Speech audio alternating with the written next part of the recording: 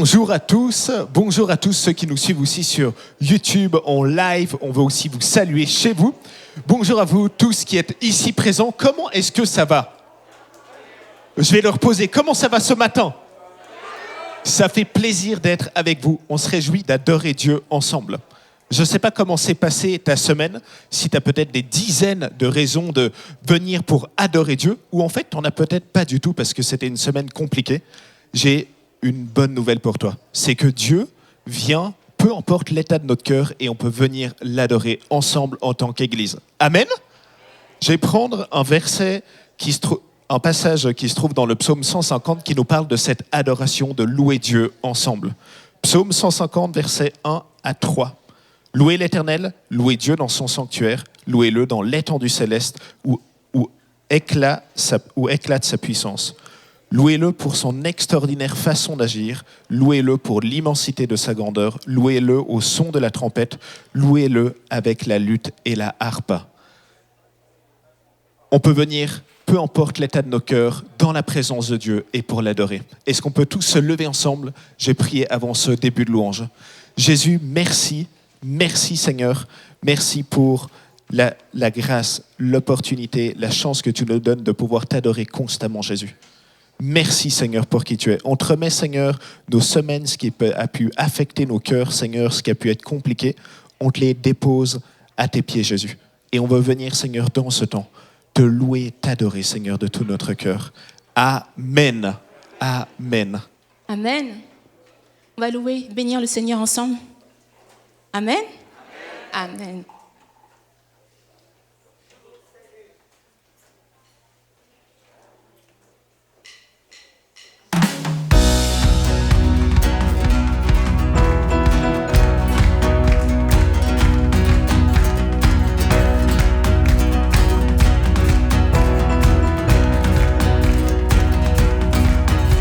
Je louerai sur les monts et du fond des vallées.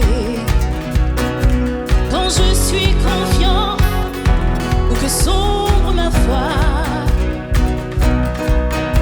je louerai dans la crainte, dans l'insécurité. Ma louange est un fleuve qui emporte l'ennemi. Car tant que je vivrai, tout en moi chantera. Bénis l'Éternel, ô mon âme. Bénis l'Éternel, ô mon âme. Je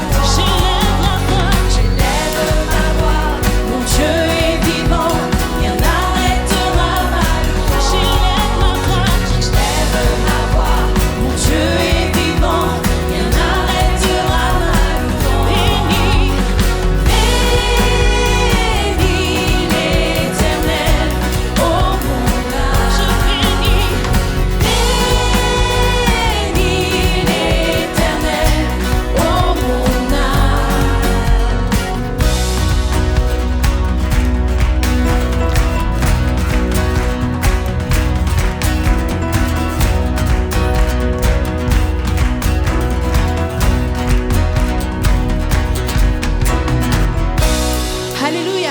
Est-ce qu'on peut bénir le nom du Seigneur avec nos mains?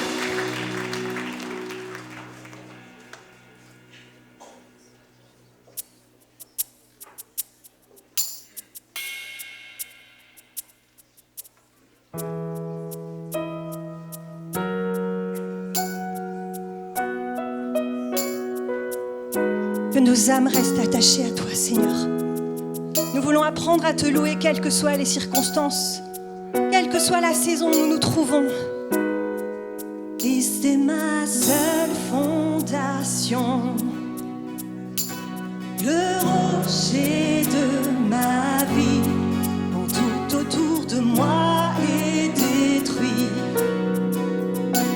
En lui est mon appui, car j'ai mis ma foi en Jésus, qu'il ne m'abandonne pas, sa parole est solide et sûre, il ne me laissera, disons-le, jamais, amen, jamais. J'ai sa joie dans le chaos, j'ai sa paix qui me soutient, je peux déposer mon fardeau, car il me tient dans sa main. J'ai bâti ma vie sur Jésus, il ne m'abandonne pas, sa parole est solide et sûre, il ne me laissera jamais, Alléluia, jamais, il ne faillira jamais. il ne faillira jamais, il ne faillira jamais, jamais, jamais, il ne faillira jamais, il ne faillira jamais, jamais.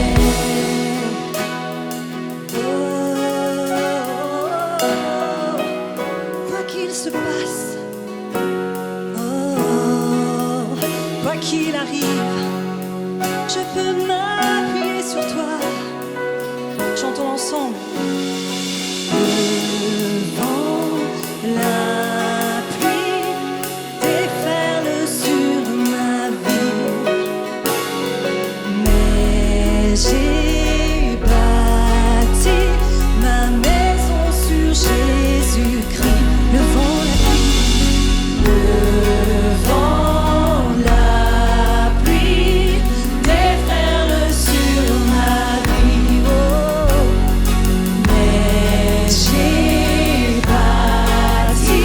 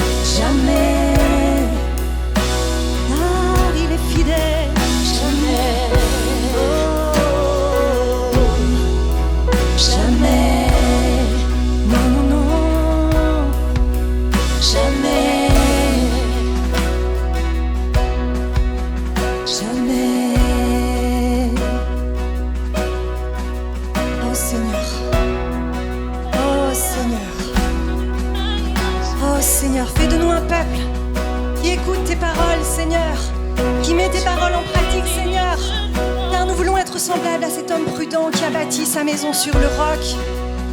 La pluie est venue, les vents sont venus, les vagues se sont acharnées sur cette maison. Mais cette maison a résisté, car elle était fondée sur le roc. Oh Jésus, c'est notre prière ce matin. Nous ne te demandons pas de nous préserver, de nous immuniser de l'épreuve, car nous savons que ce n'est pas possible. Fatalement, un jour, les vents vont venir, la pluie va tomber, les vagues vont s'acharner sur les murs de notre maison. Mais que nous soyons, Seigneur, des personnes qui résistent et qui restent attachées à toi, quelles que soient les circonstances, Seigneur. Dans les bons ou les mauvais moments, que nous soyons fondés sur le roc. Élevons nos voix, frères et sœurs. Prenons un moment pendant que la musique joue pour élever nos voix. Demandons au Seigneur son aide, sa provision, son courage, sa force pour avancer dans notre vie. Alléluia, nous sommes fondés sur le roc. Élevons nos voix, frères et sœurs.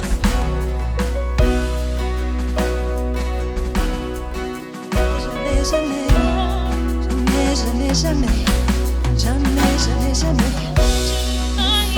jamais, jamais, jamais, jamais, Jamais tu nous abandonneras, Seigneur. Tu es fidèle, tu es fidèle, tu es le même. Alléluia. jamais, jamais, il ne faillira jamais, jamais, jamais, jamais, jamais. Alléluia. Seigneur, merci. Merci pour ta présence au milieu de nous.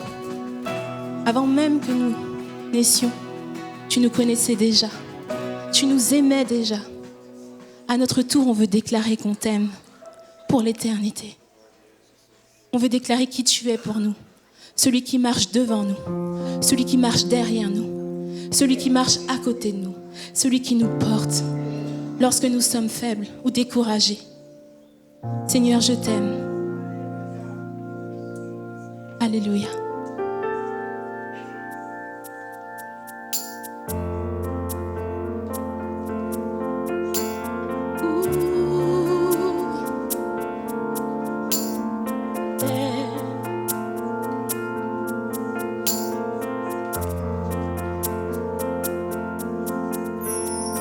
Mon Dieu, tu règnes ici-bas, tu conduis mes pas et tu parles à mon âme. Mon Dieu, tu m'attires à toi, je ressens tes bras et ta voix qui me calme. Si les vents me freinent, la mer se déchaîne, tu es près de moi. Et dans le chaos, tu es mon repos, tu restes le même. Ma confiance est en toi, Jésus, mon roi. Je m'accroche à tes promesses. Je puise l'amour et la paix en toi. Je te redirai sans cesse que je t'aime à jamais et pour l'éternité. Dieu, je t'aime à jamais et pour l'éternité. Mon cœur chante tes merveilles, toi l'ami fidèle, tu es mon sauveur. Ta grâce se répand du ciel à mon sang pareil. Tu es mon Seigneur, Il est toujours là. dans l'obscurité, tu viens me guider, tu marches avec moi. Dans l'adversité, je peux résister, tu restes le même. Ma confiance est en toi, Jésus, mon roi. Je m'accroche à tes promesses.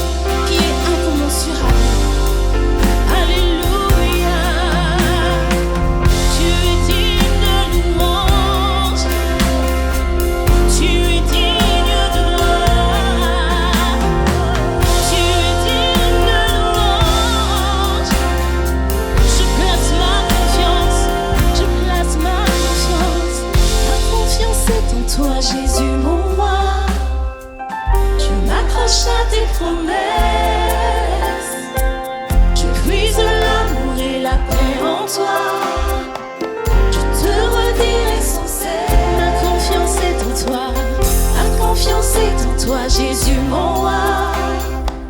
Je m'accroche à tes promesses. Je puise l'amour et la paix en toi. Je te redirai sans Disons-lui cesse. qu'on l'aime. Dieu, je t'aime à jamais. Pour l'éternité. Oui, pour l'éternité. Dieu, je t'aime à jamais. À jamais. Oui, pour l'éternité. Dieu, je t'aime. Dieu, je t'aime à jamais. Je t'aime. Oui, pour l'éternité. Je t'aime. Dieu, je t'aime à jamais. Oui, pour l'éternité. Dieu, je t'aime. Est-ce qu'ensemble on peut dire, tous d'un même cœur, d'une même voix, Dieu, je t'aime. Je t'adore, n'aie pas peur du voisin de gauche ni de droite. Dis à ton Dieu que tu l'aimes. Dis à ton Dieu combien tu lui es reconnaissante. Dis à ton Dieu, je suis reconnaissant de ce que tu as fait dans ma vie. Et pour l'éternité, je le déclare, devant les puissances, devant les principautés de ce monde, j'appartiens au Seigneur et je l'aimerai pour toujours.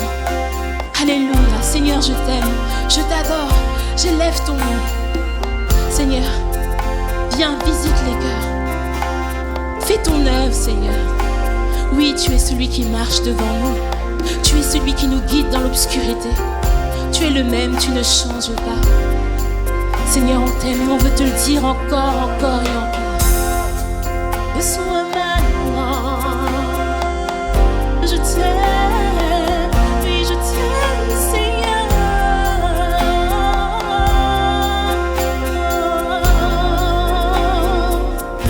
Confiance en toi, Seigneur.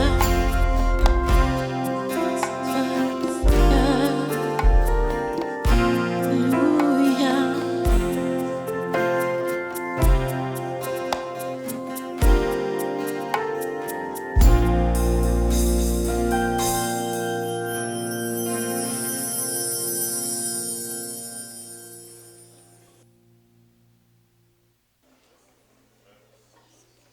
Accepte l'offrande de ma vie ce matin.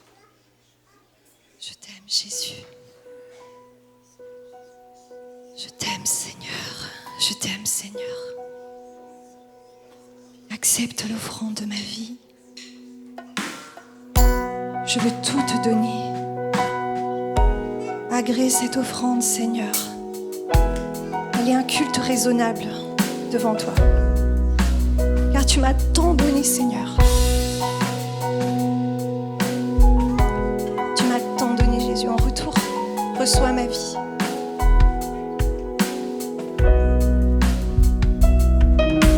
Je te donne mon cœur. Il ne m'appartient plus. Ce que j'ai de meilleur, tout est pour toi, Jésus. Je te donne mon cœur.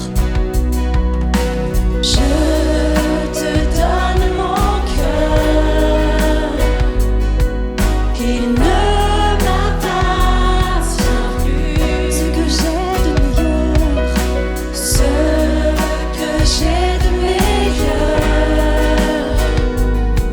tout est pour toi, Jésus. Prends mon âme, prends mon cœur, je te donne tout. Prends ma vie, me voici, je te donne tout. mon cœur est à toi. Mon cœur est à toi, tout à toi. Chantons un parfum de valeur. Un parfum de Tu peux laisser monter ta louange devant Dieu ce matin. Le parfum unique de ta vie. La louange qui a du cœur, du prix aux yeux de Dieu. C'est celle qui sort de ton cœur. C'est le fruit de lèvres qui confesse son nom ce matin.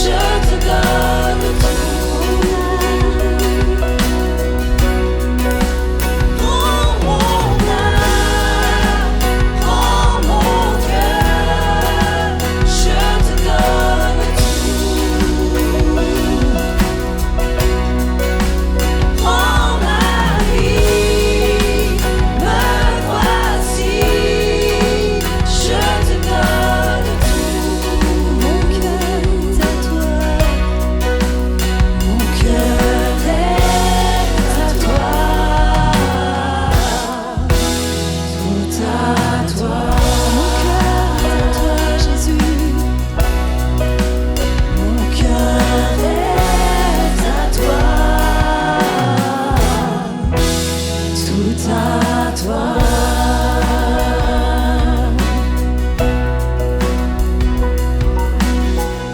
Reçois ma vie, Seigneur. Reçois ma vie. Reçois ma louange. Reçois mon cœur. Je veux tout te donner. Que tout en moi t'appartienne, Seigneur. Je veux être à toi pour toujours. Car tu m'as tant donné, Seigneur. C'est un culte raisonnable devant toi ce matin. Chantons encore.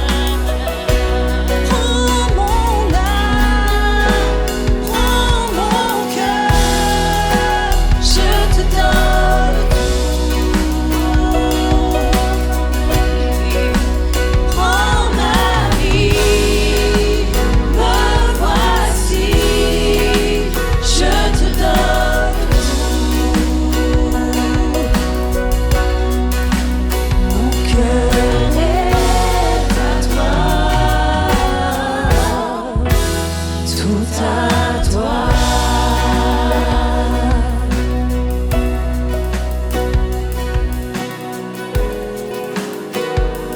Mon cœur est à toi, à toi.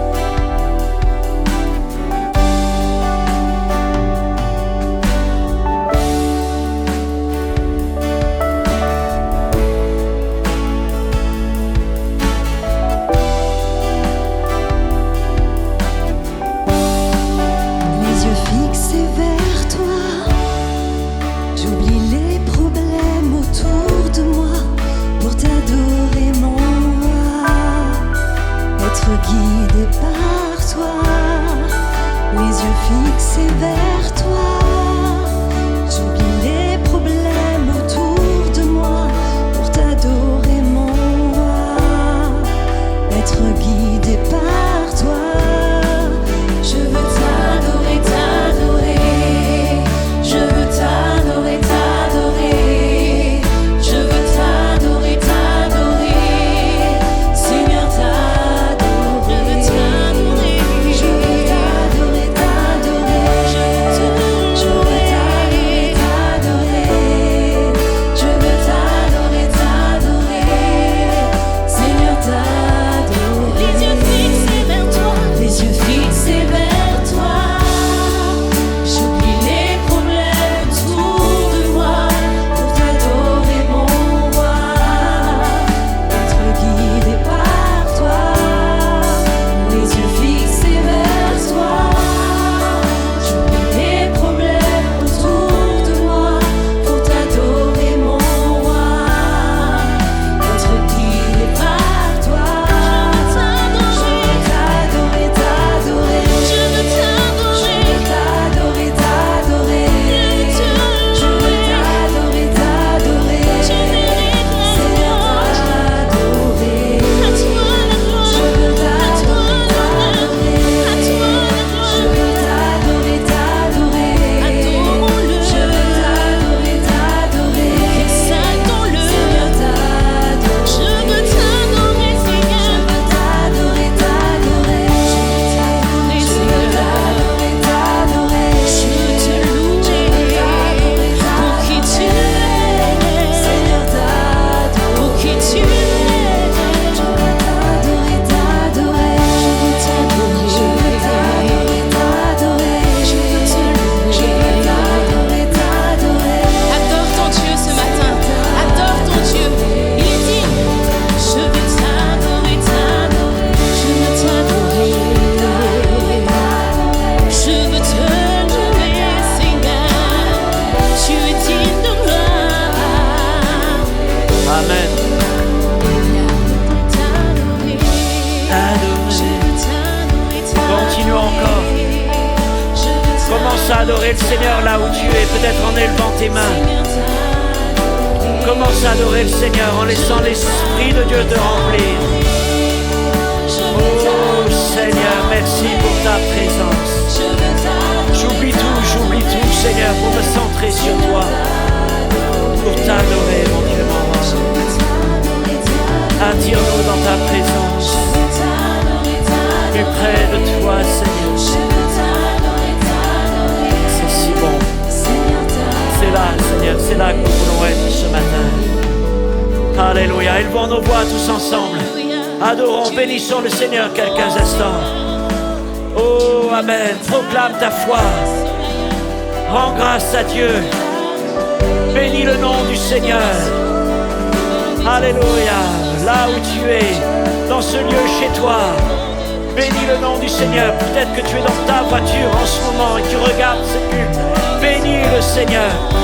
Oui, loue Dieu, loue Dieu, loue Dieu. Alléluia. Cette maison est pleine de louanges et d'adoration. Oh Seigneur, Amen. Nous te chantons, nous te louons, nous te bénissons. Seigneur.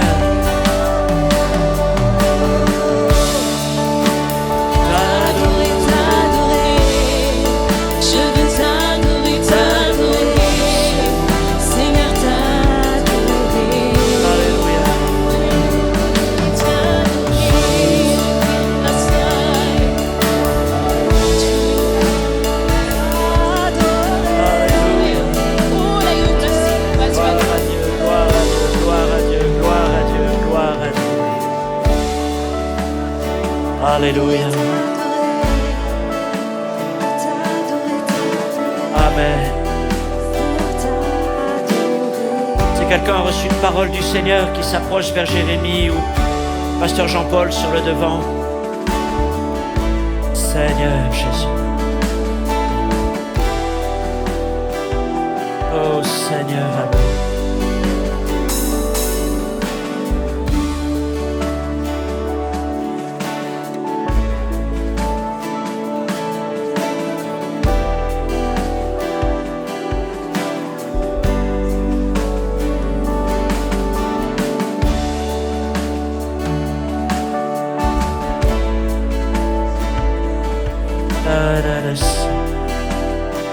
Alléluia.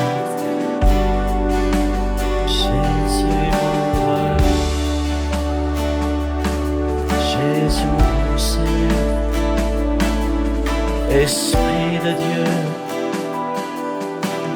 prie nos cœurs, nos vies, Seigneur. C'est bon d'être dans ta présence, Seigneur.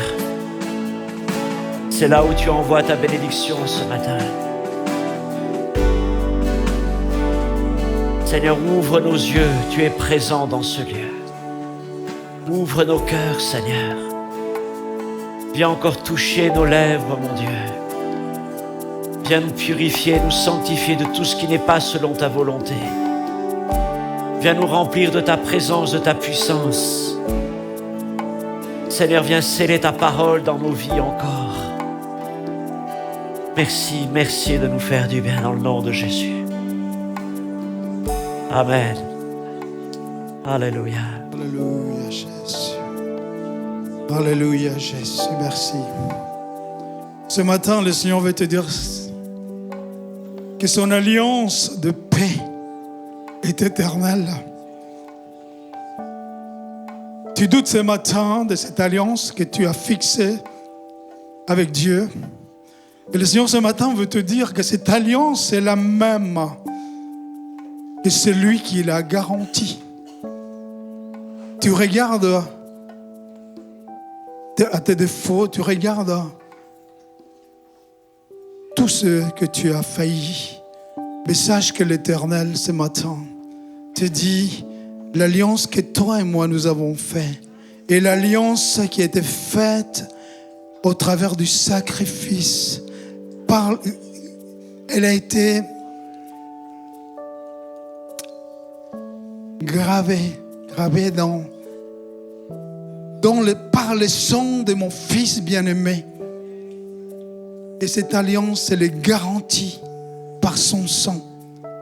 Et je veux te dire ce matin, laisse-toi simplement aimer par moi. Amen. Reçois cet amour ce matin. Ne regarde pas à tes défauts. Regarde à l'œuvre de ma croix, à l'œuvre de la croix. Alléluia.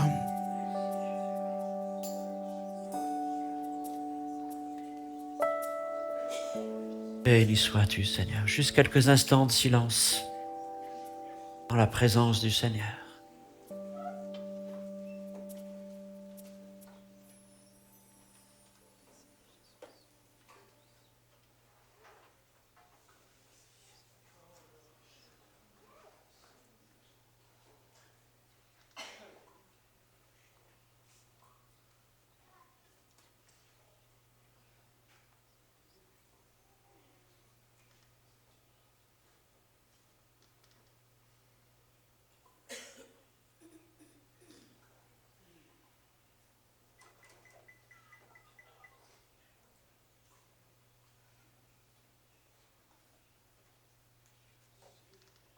Seigneur, merci. Merci de cet accès que nous avons auprès de toi en Jésus-Christ. Merci pour la paix profonde que tu as déposée dans nos cœurs. Merci pour l'assurance du salut. Pas le fruit de nos œuvres, de nos mérites ou d'un héritage, mais de ta grâce manifestée en Jésus-Christ. Merci Seigneur, mon Dieu, de nous avoir fait entendre la parole de l'Évangile, le message de la réconciliation. Merci de nous avoir communiqué la foi pour le recevoir et le garder. Et merci, Seigneur, de nous accompagner jour après jour. Tu demeures avec nous, Seigneur. Tu marches avec nous, tu vis à nos côtés. Ton esprit est en nous, ton esprit est avec nous. Tu veilles sur les plus faibles. Tu veilles, Seigneur mon Dieu, sur nos enfants comme sur les plus âgés, sur ceux malades, sur ceux qui sont isolés, sur ceux qui traversent des épreuves de quelque nature qu'elles soient. Tu bénis tes serviteurs, tes servants, tu bénis nos familles. Seigneur, tu nous gardes unis dans la foi, dans l'amour, Seigneur. Tu bâtis ton Église, tu ajoutes ceux que tu appelles au salut, Seigneur, et tu pourvois à tous nos besoins. Merci encore de bénir nos assemblées ici à Genève, Seigneur, à Rive-Gauche, à Thoiry, pour le travail qui se fait, Seigneur, au milieu de la jeunesse, de nos enfants, de nos ados. Seigneur, mon Dieu, dans tous les groupes de maisons que nous représentons. Je prie aussi pour tous les frères et sœurs qui sont là ce matin, qui sont d'autres assemblées, que tu les bénisses. Pour tous ceux qui nous visitent en ce jour, pour la première fois, que ta grâce soit agissante dans leur vie. Je te prie, Seigneur, pour tous ceux qui pourront suivre ce message, Seigneur, par la vidéo ou autre, Seigneur, que ta bénédiction soit dans nos foyers. Seigneur, merci. Il est bon de marcher avec toi, car, Seigneur, nous avons cette assurance qu'un jour nous te verrons de nos yeux, car, Seigneur, tes promesses s'accompliront, elles s'accompliront certainement. Dans le nom de Jésus-Christ, elles sont scellées. Amen, amen et amen.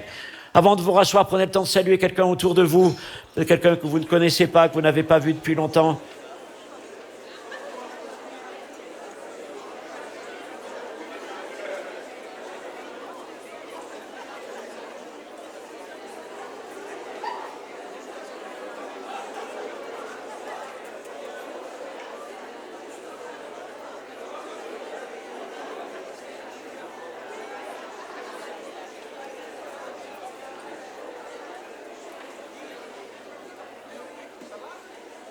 Béni soit le Seigneur. Salutations à tous nos visiteurs. Aujourd'hui, nous sommes très heureux de vous accueillir dans ce lieu. C'est une joie de vous avoir avec nous. Que le Seigneur vous bénisse durant votre séjour ici à Genève. Comme je veux aussi saluer tous ceux qui nous regardent par Internet. Tout le monde va bien? Vous êtes prêts pour écouter la parole de Dieu, la recevoir dans vos cœurs? Je crois que j'ai un message assez intéressant à partager avec vous ce matin. Et si le prochain miracle que Dieu voulait accomplir dans ta vie passait par un geste aussi simple que radical, jeter? On nous a toujours appris à garder, à préserver, à économiser, à sécuriser, et jeter, c'est tout le contraire.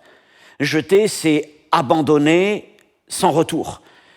Mais jeter peut être aussi un acte de foi incomparable, pouvant devenir le point de départ d'un miracle.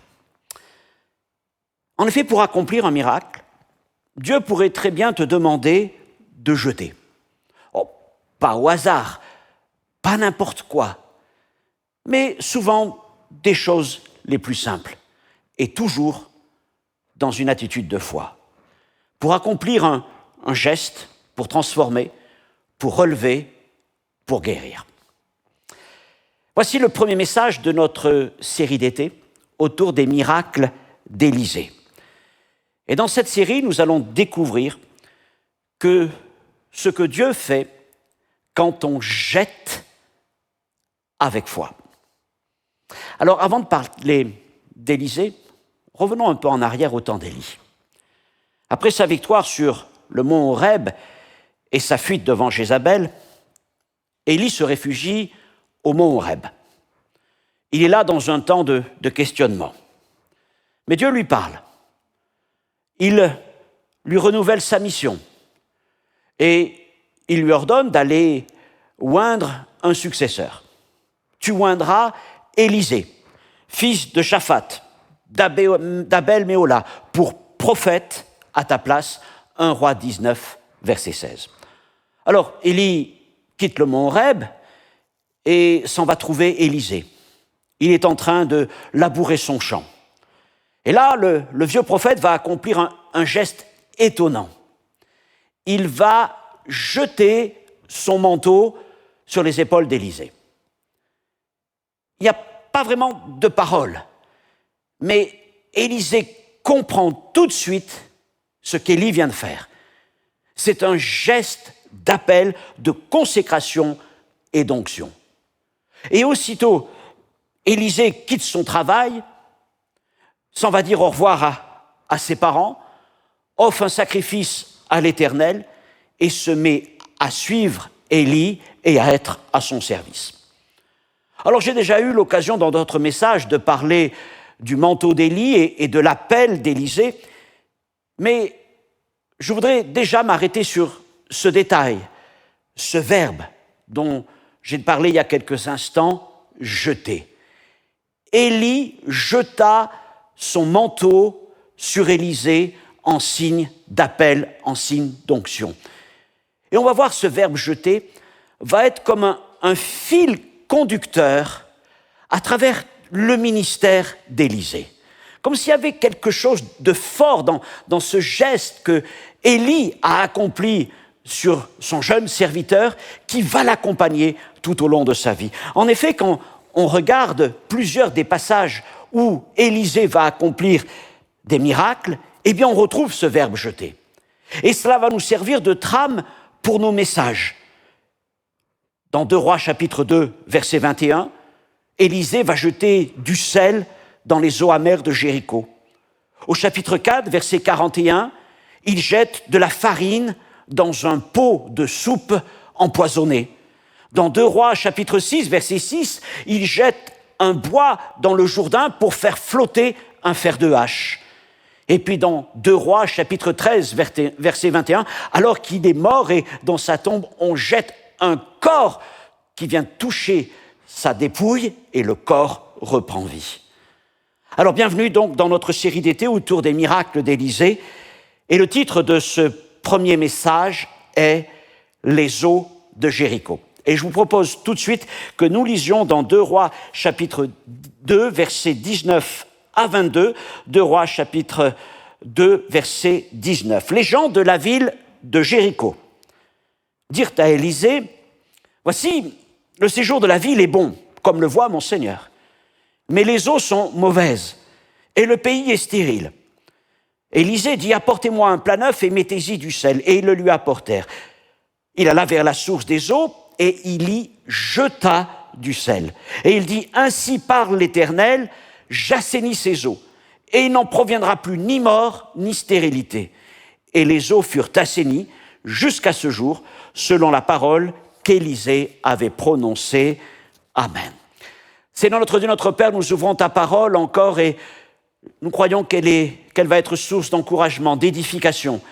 Et je te prie, permets d'être ton messager selon ton cœur, selon ta grâce, de dire sans ajouter, sans retrancher, sans tordre le sens de ta parole, afin qu'elle devienne une source de bénédiction, une semence de foi dans la vie de ceux qui la reçoivent.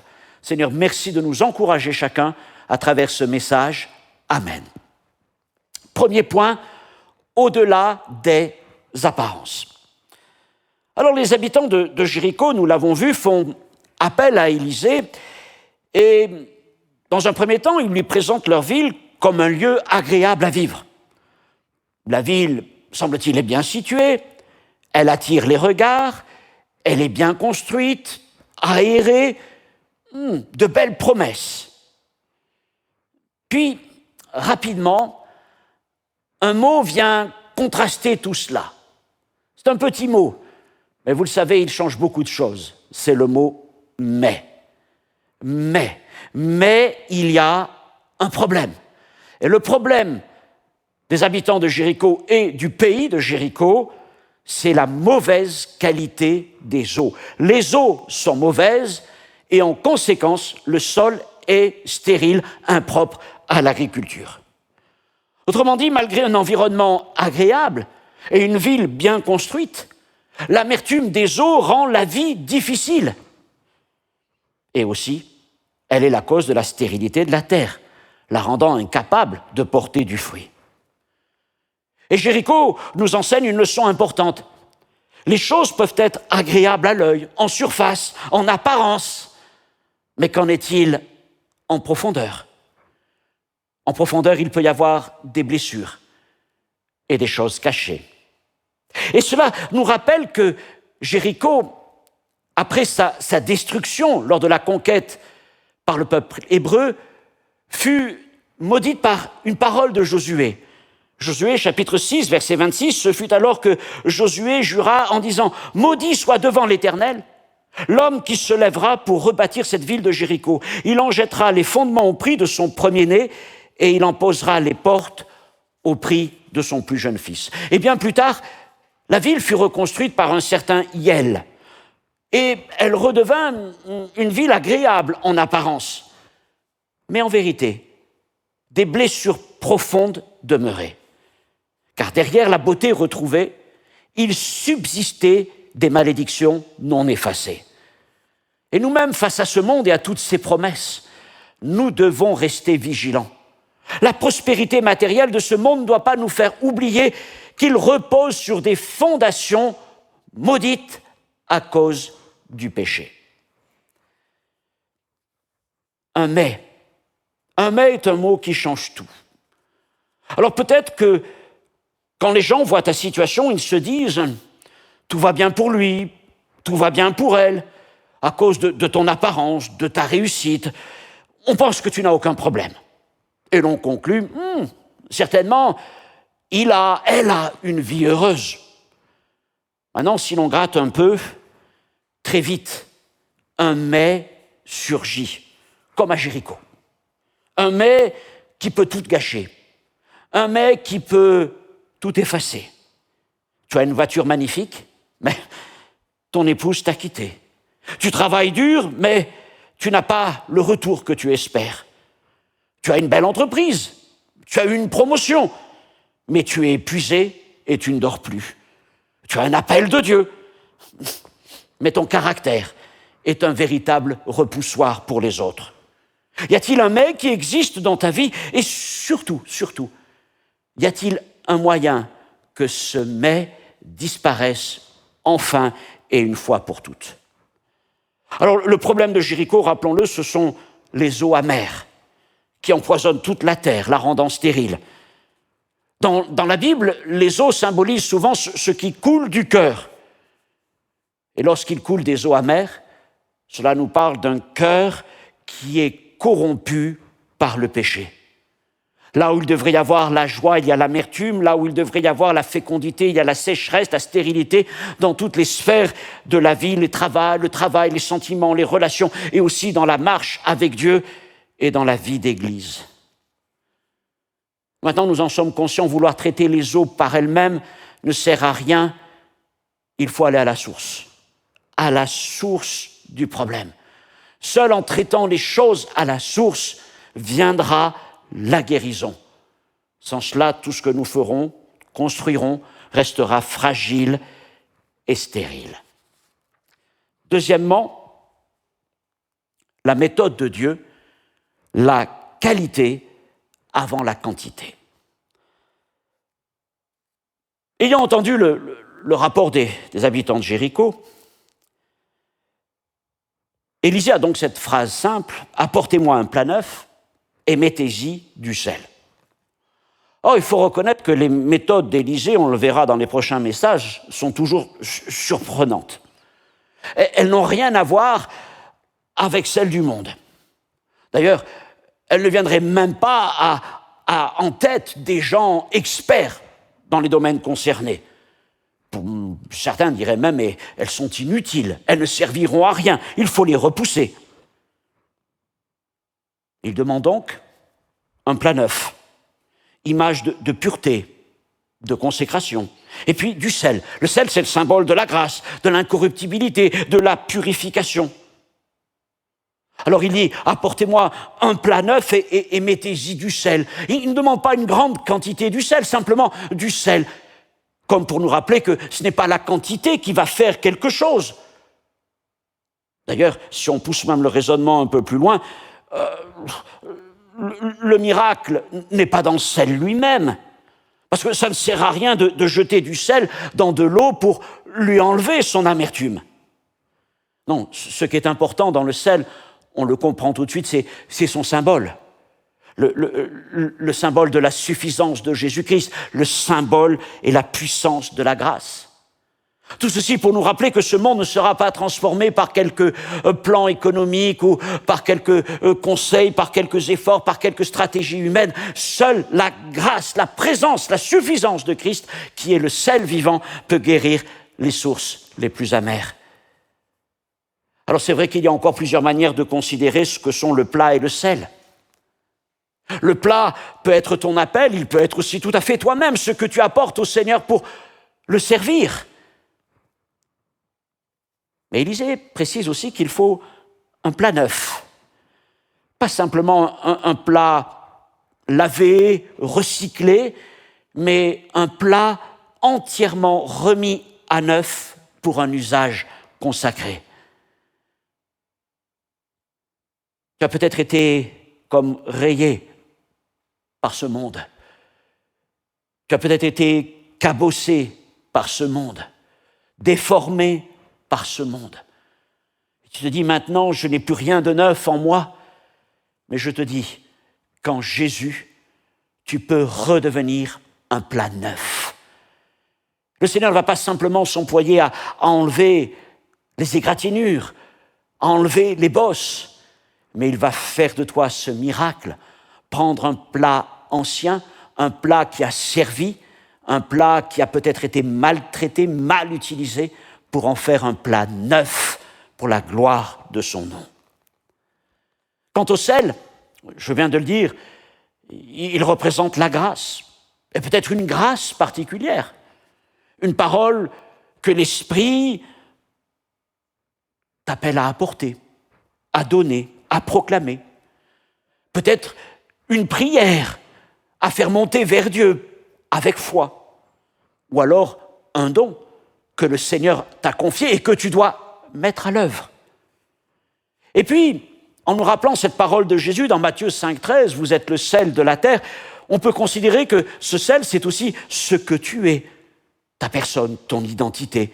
Et Jésus affirme ici que tu portes en toi la grâce de Dieu. Si tu es né de nouveau, tu es devenu du sel en Jésus-Christ. Un sel symbole, encore une fois, de pureté, de transformation, d'incorruptibilité. Le Seigneur nous appelle à être le sel de la terre. Alors voici ce qu'il ne faut pas oublier. Il ne suffit pas d'avoir le plat et le sel, comme si tu disais « voici mon appel, voici ce que Dieu m'a confié ». Mais face à la corruption du monde, ton sel doit être jeté dans un acte d'abandon et de foi. Jette ton sel. Jette cette parole que Dieu t'a donnée. Jette cet appel que Dieu t'a donné. Jette cette grâce, cet amour, cette sensibilité que le Saint-Esprit te donne. Jette-les dans les eaux les plus amères, les plus corrompues, afin qu'un miracle s'accomplisse. Et c'est ainsi que tu deviendras comme Élisée un agent de transformation. Troisièmement, un geste prophétique, jeter pour transformer. Le texte nous dit que Élisée alla vers la source des eaux, il y jeta du sel et proclama une parole du Seigneur. Alors là, nous avons dans ce verset un peu comme 4 pas, 4 actions qu'Élisée mène en vue de l'accomplissement du miracle. La première chose, c'est qu'il va à la source. Il va à l'origine du problème, il ne traite pas le problème en surface. Tout comme Jésus veut aller à la source même des problèmes et parfois même à la source même de nos vies. Et la question que tu peux déjà te poser, c'est le laisses-tu aller à la source, peut-être de ton amertume, de ta douleur, de ta souffrance? Le laisses-tu accéder à ton cœur? Car il arrive que l'on rencontre des personnes qui veulent bien de l'aide du Seigneur, mais en surface. Seigneur, bénis-moi, guéris-moi, rends-moi prospère, rends-moi favorable, etc., etc. Rends ma terre fertile. Mais ils refusent que Jésus ait accès à la source du problème, leur cœur. Mais tant que les choses ne changent pas au niveau du cœur, les eaux resteront amères. Dieu ne nous a pas envoyés pour traiter les eaux, mais pour traiter la source des eaux. Deuxièmement, Élisée jette le sel qu'on lui a remis dans la source. Alors, c'est un geste simple, sans éclat spectaculaire, mais c'est un geste lourd de sens. Et là, on peut établir un parallèle biblique qui nous renvoie à Moïse, dans le livre de l'Exode, au chapitre 15, versets 23 à 25. Je vous laisse regarder ces versets. Nous sommes au début de la marche du peuple d'Israël dans le désert. Ils viennent de quitter l'Égypte, ils ont traversé la mer et ils viennent de marcher depuis quelques jours dans le désert lorsque, ils finissent par rencontrer de l'eau. Et ça tombe bien parce qu'ils ont soif. Ils ont très soif et déjà, le peuple est en train de murmurer. Et voyant de l'eau, ils n'y réfléchissent même pas et ils se précipitent vers cette étendue d'eau pour boire dans l'espérance de se rassasier. Mais sitôt que les premiers ont commencé à goûter de l'eau, vite, vite, une clameur monte. Arrêtez de boire, l'eau est amère, l'eau est non potable. Alors, ils font appel à Moïse, tout comme les hommes de Jéricho ont fait appel à Élisée. Et Moïse va venir, il ne vient pas avec du sel, mais il va prendre un morceau de bois, et il va jeter ce morceau de bois dans les eaux amères de Mara, et là, un miracle s'accomplit, l'eau est adoucie. Et encore une fois, nous voyons bien le lien, le bois nous ramène à la croix de Jésus qui a comme été jetée dans l'amertume de nos vies. Ayant jeté le sel dans la source d'eau, Élisée prononce alors une parole prophétique. Ce n'est pas sa parole, mais c'est une parole qui procède du Seigneur. Ainsi parle l'Éternel. Ce n'est pas la parole d'Élisée qui va transformer en elle-même les eaux qui sont là. Mais c'est la parole de Dieu proclamée avec foi et autorité par son serviteur dans un acte d'obéissance. Élisée est allé à la source, Élisée a jeté le sel et Élisée a proclamé la parole du Seigneur. Et souvent, lorsqu'il est question d'un miracle dans les Écritures, sont associées ces deux choses. Une parole et un geste. Un exemple, pensez à Pierre et Jean, ils montent au temple. C'est l'heure de la prière, ils sont interpellés par un boiteux qui fait là l'aumône. Vous connaissez bien la scène. Pierre et Jean le regardent et Pierre lui dit « Je n'ai ni argent ni or, mais ce que j'ai, je te le donne.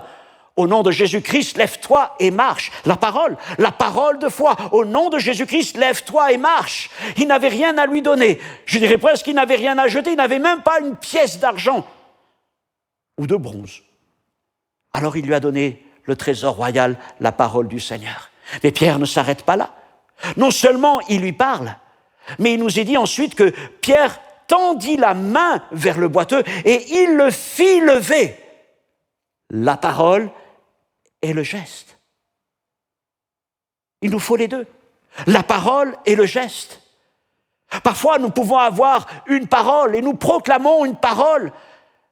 Et il se peut que le Seigneur nous demande d'aller plus loin et d'accomplir un geste de foi, comme jeter du sel dans l'eau, un morceau de bois dans d'autres eaux, ou alors prendre le boiteux par la main. La parole et le geste, dans de nombreux cas, sont indispensables pour l'accomplissement d'un miracle. Et nous en arrivons au résultat, 4e étape. Il est écrit que les eaux furent assainies jusqu'à ce jour. Et le mot est intéressant pour assaini, il veut dire guéri. Les eaux ont été guéries jusqu'à ce jour. Une guérison immédiate et durable. Non seulement l'eau devint potable, mais toute stérilité disparut dans le pays.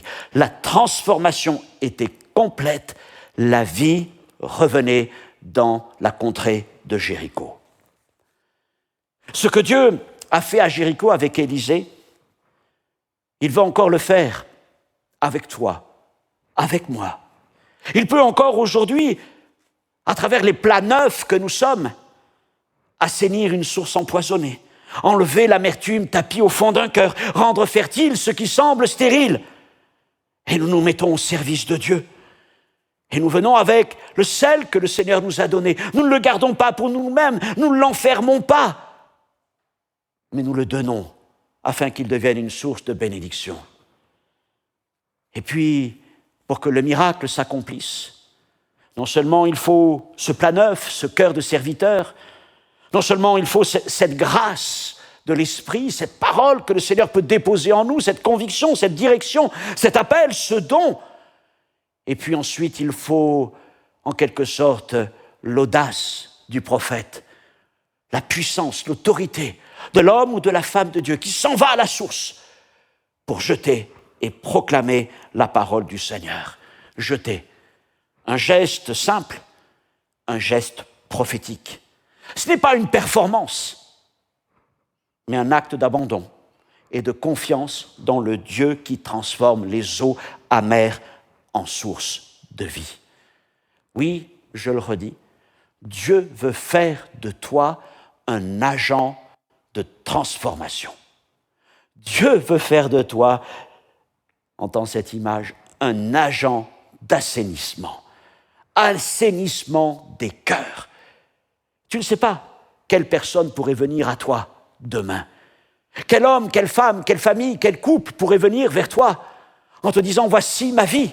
En apparence, elle est belle, elle est agréable, mais il y a telle ou telle chose. » Et Dieu pourrait alors t'utiliser pour accomplir un miracle extraordinaire consistant à jeter une part de cette grâce, de ce que Dieu t'a donné par son esprit et sa parole dans la vie de ces personnes qu'il envoie vers toi.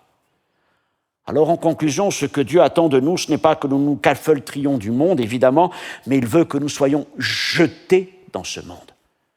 Tout comme il veut que les dons, les grâces, les appels, les paroles qu'il nous confie ne soient pas stockés dans une salière, en quelque sorte, comme pour dire « Oh, voilà ce que j'ai reçu du Seigneur ». Non, ce que Dieu nous donne, c'est dans le but de pouvoir le jeter. Le jeter. Non pas pour nous en débarrasser, mais le jeter afin de déclencher un miracle. Jeter pour déclencher un miracle. Comme le sel dans l'eau corrompue, comme le bois dans les eaux de Mara. Jeter devient alors un acte prophétique, de foi, d'abandon, d'obéissance. Et aujourd'hui, je te pose cette question. Que dois-tu jeter par la foi? Le Seigneur a déposé du sel dans ta vie. Il y a un appel dans ta vie. Il y a des dons dans ta vie. Il y a des grâces qui sont là. Et peut-être même que la salière que tu es est pleine d'un beau sel. Mais à quoi sert ce sel s'il n'est pas répandu dans ce monde? Dieu t'a donné du sel en toi et il t'a donné un plat. Tu es ce plat, ton appel est ce plat. Et ton appel, ce plat neuf, qui ne dépend pas de ce que le monde a pu t'enseigner, mais de ce que Christ te donne et t'appelle, ce plat est là pour porter la grâce jusqu'au lieu où tu dois agir. Oh, qu'il est triste de se dire qu'il y a peut-être tant et tant de miracles qui ne sont pas accomplis parce que le sel reste enfermé dans les églises, dans les cœurs. Il y a des plats, mais il n'y a pas de sel. Ce n'est pas ce que Dieu veut.